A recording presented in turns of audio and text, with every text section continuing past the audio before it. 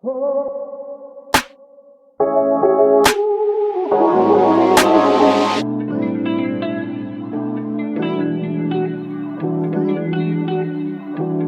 seja bem-vindo ao nosso programa Estudando o Catecismo. Hoje começa a nossa jornada no Catecismo Maior de Westminster. Nós vamos trabalhar hoje a pergunta de número 1, né? A pergunta de número 1 pergunta: qual o fim supremo e principal do homem? Resposta: o fim supremo e principal do homem é glorificar a Deus e gozá-lo para sempre. Ok, nós vamos trabalhar essa pergunta hoje como sendo uma pergunta realmente importante para nós, né? Então, as bases bíblicas dessa declaração do Catecismo Maior de Westminster primeiro, glorificar a Deus. 1 Coríntios 10:31 diz: portanto, quer comais, quer bebais ou faças qualquer outra coisa, fazei tudo para a glória de Deus. Romanos capítulo 11, versículo 36, Romanos 11:36 diz: porque dele, e por ele, e para ele são todas as coisas. Glória, pois, a ele eternamente. Amém. O Salmo 92, versículo 2, Salmo 29, versículo 2 diz: dai ao Senhor glória devido ao seu nome, adorai o Senhor na beleza da sua santidade. O outro elemento que aparece na resposta é gozá-lo para sempre. Salmos 16, 11 diz: tu me farás ver os caminhos da vida, na tua presença há plenitude de alegria. À tua mão direita há delícias perpetuamente. Filipenses 4, 4. Alegrai-vos sempre no Senhor, outra vez digo, alegrai-vos. Isaías 12, de 2 a 3.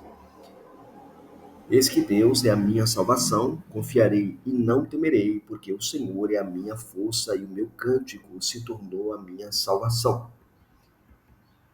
Quando a gente estuda esta pergunta, a questão que se levanta é a finalidade suprema da nossa existência, que é o soberano na vida do homem, né? O que é o soberano na vida do homem? A ideia de uma finalidade suprema aponta para o que é soberano, ou seja, aquilo que governa todas as coisas e todas as outras áreas da vida do homem. Na perspectiva cristã reformada, a soberania pertence a Deus, que é o Criador e sustentador de todas as coisas. Colossenses 1, 16 e 17 mencionam isso.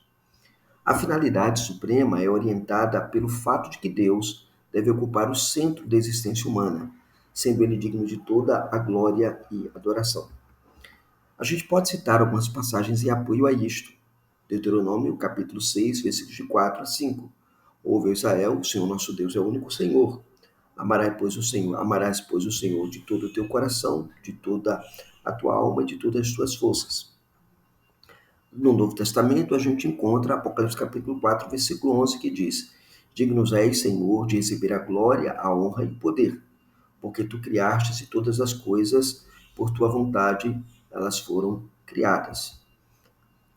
O segundo elemento que a gente tem nesta pergunta é a finalidade principal, o que é prioritário na vida do cristão. A prioridade da vida cristã é glorificar a Deus em tudo que fazemos. Isso envolve viver de acordo com seus mandamentos, refletir o caráter de Cristo, fazer tudo com o propósito de exaltá-lo. A prioridade significativa implica em viver de maneira que o Senhor seja conhecido, amado e adorado em todas as áreas de nossas vidas.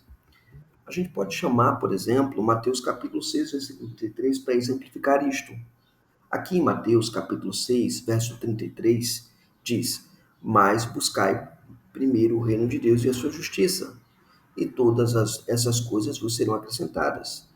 Ou Eclesiastes capítulo 12, versículo 13, que diz: de tudo o que se tem ouvido, o fim é: teme a Deus e guarde os seus mandamentos, porque este é o dever de todo homem. Mas a pergunta fica: o que é então glorificar a Deus? Veja, glorificar a Deus é reconhecer e refletir o seu valor, a sua majestade, a sua santidade em nossas vidas. Isso acontece através, primeiro, de adoração e louvor. No Salmo 96, versículo 7 a 9 diz: tributai ao Senhor, ó família dos povos, tributai ao Senhor glória e força. Tributai ao Senhor a glória devida ao seu nome. Também implica em obediência aos mandamentos. João 14, verso 15: se me amais, guardareis os meus mandamentos. Também tem a implicação de viver uma vida de forma santa. 1 Pedro, capítulo 1, versículos 15 e 16. Mas como é santo aquele que vos chamou, sede vós igualmente santos em toda a vossa maneira de viver. Glorificar a Deus não é algo limitado a momentos de culto, mas permeia toda a nossa existência, como comer, trabalhar, até mesmo descansar para a glória de Deus é o alvo da nossa vida. Paulo lembra isso lá em 1 Coríntios, capítulo 10, versículo 31. Mas o que significa então deleitar-se em Deus? Não é apenas glorificar, mas deleitar-se em Deus. Deleitar-se em Deus é encontrar satisfação, prazer, alegria na comunhão com Ele.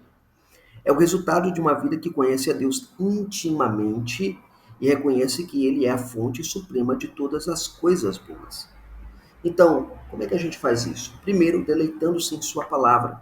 Salmos, capítulo 1, versículo 2. Antes, o seu prazer está na lei do Senhor e na sua lei medita de dia e de noite. Ou no Salmo 119, verso 103. Quão doces são as tuas palavras ao meu paladar, mais doce do que o mel à minha boca. Também envolve deleitar-se em sua presença. No Salmo 37, versículo 4, somos convidados a fazer o seguinte: deleita-te também no Senhor, e ele te concederá os desejos do teu coração. No Salmo 84, versículo 10, o salmista declara: porque vale mais um dia nos teus átrios do que 1000 em outro lugar. A terceira implicação desse deleitar-se envolve a confiança plena e satisfação em Deus. Filipenses 4, versículos 11 a 13 diz: eu aprendi a contentar-me com tudo com o que tenho, sei estar abatido, sei também estar em abundância, em toda a maneira e em todas as coisas estou instruído. Lá em Abacuque, no capítulo 3, versículos 17 e 18, diz: ainda que a figueira não floresça, nem haja fruto na vide, todavia eu me alegrei no Senhor e exultarei no Deus da minha salvação. Então, o que nós podemos dizer que aprendemos aqui nesta pergunta do nosso catecismo? Que o fim supremo e principal do homem é glorificar a Deus e gozá-lo para sempre. Isso define a prioridade da vida cristã: viver para a glória de Deus, o famoso sólido glória. Glorificar a Deus envolve reconhecer o seu valor, mas também refletir a sua santidade em todos os aspectos da nossa vida. Enquanto deleitar-se em Deus é o fato de desfrutar da comunhão com Ele, encontrando nele a fonte de nossa maior alegria e a nossa plena satisfação. Então, eu queria fazer algumas perguntas de reflexão para você nesta hora. Como você tem buscado a glorificar a Deus em sua vida diária? Quais passos pode dar para priorizar o reino de Deus em suas escolhas e em suas ações? E por fim, de que maneira você tem encontrado alegria e satisfação na comunhão com Deus? Deus abençoe. Nos vemos no nosso próximo programa.